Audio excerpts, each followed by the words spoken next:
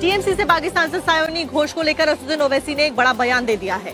उनकी तरफ से कई बातें कही गई हैं और असदुद्दीन ओवैसी ने ये सवाल भी उठाया है कि सायोनी घोष के ऊपर जिस तरीके से हमले करने वाले नेता अब आज उनके साथ में बैठकर चाय क्यों पी रहे हैं।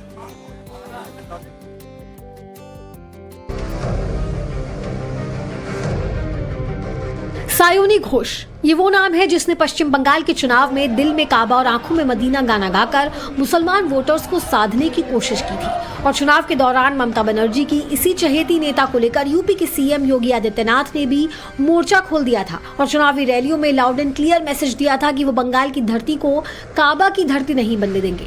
और अब जब उन्हीं सायोनी घोष ने दीदी के खिलाफ मोर्चा खोलकर बागियों के गुट में शामिल होने का फैसला किया तो इस पर एआईएमआईएम चीफ ओवैसी ने बीजेपी से तीखे सवाल पूछ लिए। सवाल ये पैदा होता कि जो लोग थकते नहीं मुझे गाली देने से, अब बोलो क्या हो रहा है। ये हर बार मेरी पार्टी को मुझे मेरे पार्टी के लोग गालियां देते, मिले हुए है मिले हुए है मिले हुए है। कल तक जो बोल रहे थे कि एक आंख में काबा एक आंख में मदीना, और जो कल तक ये बोल रहे थे कि हम बंगाल को काबे की जमीन नहीं बनाएंगे, सब दोनों एक जगह बैठ के चाय पी रहे हैं। जो हमको गाली देते थे अब आप किस मुंह से हमको गाली देंगे? दो आप गाली। मुझे यकीन है कि आपको हैजे की बीमारी है, गाली दो, मगर ये बोलो अब इस पे क्या बोलेंगे आप? टीएमसी के बागी सांसदों पर कांग्रेस ने भी बीजेपी के खिलाफ मोर्चा खोल रखा है। कांग्रेस नेता अधीर रंजन चौधरी ने कहा कि अब वो बीजेपी से फायदा लेने के लिए बीजेपी की सेवा में लग गए हैं। यहाँ के सारे एमपीज गण ये देखते हैं कि अगले बार टीएमसी के साथ रहने से दोबारा चुनाव में जीतना नामुमकिन होगी, इसलिए भला इसमें है कि बीजेपी में शामिल हो जाए और बीजेपी से ये गारंटी लेने की कोशिश किया जाए कि दोबारा इन लोगों को बीजेपी की पार्टी की तरफ से टिकट देने की निश्चयता प्रदान करे और इसलिए 3 साल बीजेपी की सेवा में ये लोग लगे रहेंगे। कभी टीएमसी का चेहरा रहे और मुर्शिदाबाद में बावरी की नींव रखने वाले हुमायूं कबीर ने भी टीएमसी के बागियों पर हमला बोला और उन पर बंगाल की जनता से गद्दारी करने का आरोप लगा दिया। तो जो संसद और टीएमसी को उम्मीदवार होके 2026 में जो चुनाव जीता वो तो बीजेपी को खिलाफ ही इनको चुनाव में वोट दे के जिताया, लेकिन ये लोग आम आदमी को साथ गद्दारी कर रहे और टीएमसी पार्टी को लीडरशिप को साथ भी गद्दारी कर रहे। बंगाल में चुनाव हारने के बाद टीएमसी सुप्रीमो ममता बनर्जी का साथ उनके विधायकों और सांसदों ने छोड़ दिया है, लेकिन विरोधियों के निशाने पर बीजेपी है और बीजेपी पर ही पार्टी को तोड़ने का आरोप लग रहा है। टीएमसी के बागी सांसदों से जुड़ी हुई एक और बड़ी खबर बता देते हैं। पूर्व मुख्यमंत्री ममता बनर्जी अब इन बागी सांसदों पर एक्शन लेने की तैयारी में। सायोनी घोष हो या फिर सुदीप बंदोपाध्याय हो, उनको बर्खास्त कैसे किया गया है, क्या कुछ खबर सामने आई है, रिपोर्ट में देखिए। एक तरफ दिल्ली में ममता बनर्जी के खिलाफ टीएमसी के बागी सांसदों का महाजुटान हो रहा है, तो वहीं दूसरी तरफ दीदी पार्टी के अंदर ऑपरेशन क्लीन में लग गई है। टीएमसी में बढ़ती अंदरूनी खींचतान के बीच पार्टी प्रमुख ममता बनर्जी के आवास पर शनिवार को अहम बैठक हुई, जिसमें बागियों के खिलाफ कड़ा एक्शन लिया गया। सायोनी घोष और सुदीप बंदोपाध्याय पर कड़ी कार्रवाई की गई। ममता बनर्जी ने दोनों नेताओं को टीएमसी के सभी पदों से हटा दिया है। ममता के करीबी कुणाल घोष को सुदीप बंदोपाध्याय की जगह नॉर्थ कोलकाता ऑर्गेनाइजेशनल जिले का अध्यक्ष बनाया गया। सायोनी घोष जो एआईटीसी यूथ प्रेसिडेंट थी, अब उनकी जगह अर्नब बनर्जी को ममता बनर्जी ने कमान सौंपी है। पश्चिम बंगाल का राजनीतिक इतिहास में एक काला चैप्टर बोल के एक काला चैप्टर रह जाएगा। कभी भी पश्चिम बंगाल का पॉलिटिशियन जो भी है ऐसा बिगड़ा हुआ नहीं था। जो भी है, आप कांग्रेस टाइम का बोलो, सीपीएम टाइम का बोलो, लेफ्ट टाइम का बोलो, कभी नहीं हुआ है। लेकिन लालच आदमी इतना हो गया तो इतिहास की भी काला बना दिया ये लोग।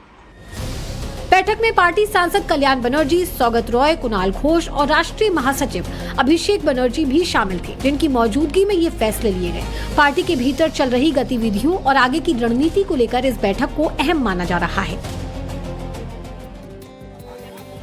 टीएमसी से बागी सांसद सायोनी घोष को लेकर असदुद्दीन ओवैसी ने एक बड़ा बयान दे दिया है। उनकी तरफ से कई बातें कही गई हैं और असदुद्दीन ओवैसी ने ये सवाल भी उठाया है कि सायोनी घोष के ऊपर जिस तरीके से हमले करने वाले नेता अब आज उनके साथ में बैठकर चाय क्यों पी रहे हैं।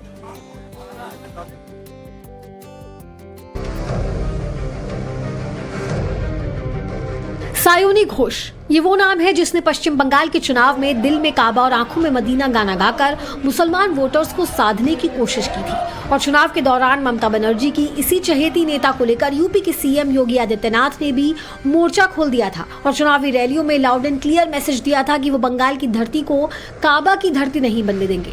और अब जब उन्हीं सायोनी घोष ने दीदी के खिलाफ मोर्चा खोलकर बागियों के गुट में शामिल होने का फैसला किया तो इस पर एआईएमआईएम चीफ ओवैसी ने बीजेपी से तीखे सवाल पूछ लिए। सवाल ये पैदा होता कि जो लोग थकते नहीं मुझे गाली देने से, अब बोलो क्या हो रहा है। ये हर बार मेरी पार्टी को मुझे मेरे पार्टी के लोग गालियां देते, मिले हुए है मिले हुए है मिले हुए है। कल तक जो बोल रहे थे कि एक आंख में काबा एक आंख में मदीना,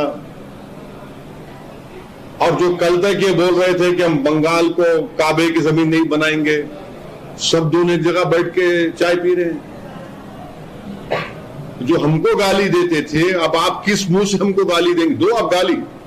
मुझे यकीन है कि आपको हैजे की बीमारी है, गाली दो, मगर ये बोलो अब इस पे क्या बोलेंगे आप?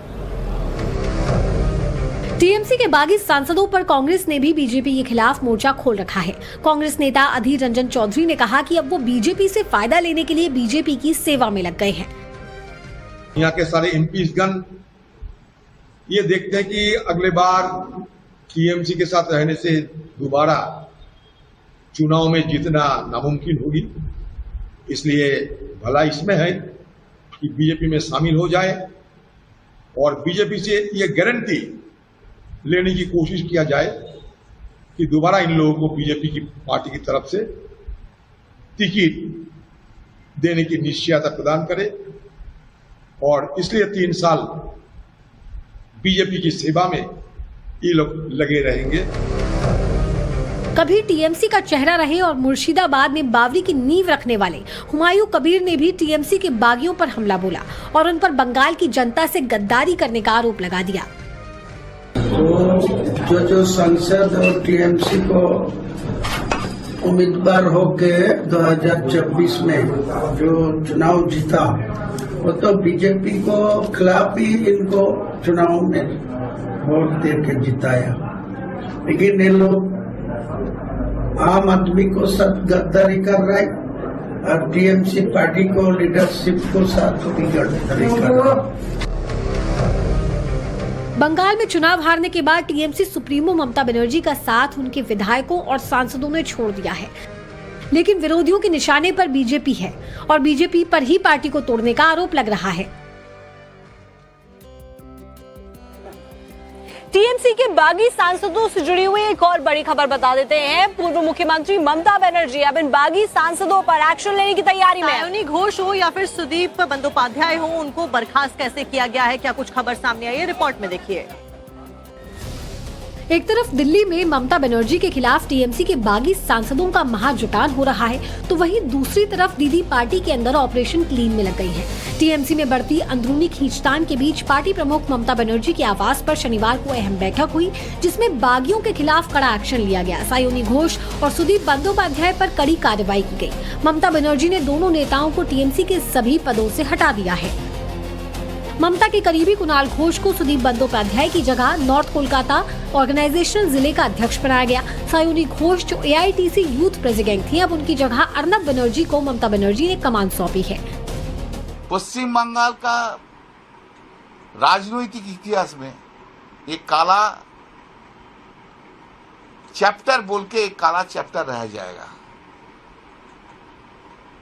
कभी भी पश्चिम बंगाल का पॉलिटिशियन जो भी है ऐसा बिगड़ा हुआ नहीं था। जो भी है, आप कांग्रेस टाइम का बोलो, सीपीएम टाइम का बोलो, लेफ्ट टाइम का बोलो, कभी नहीं हुआ है। लेकिन लालच आदमी इतना हो गया तो इतिहास की भी काला बना दिया ये लोग।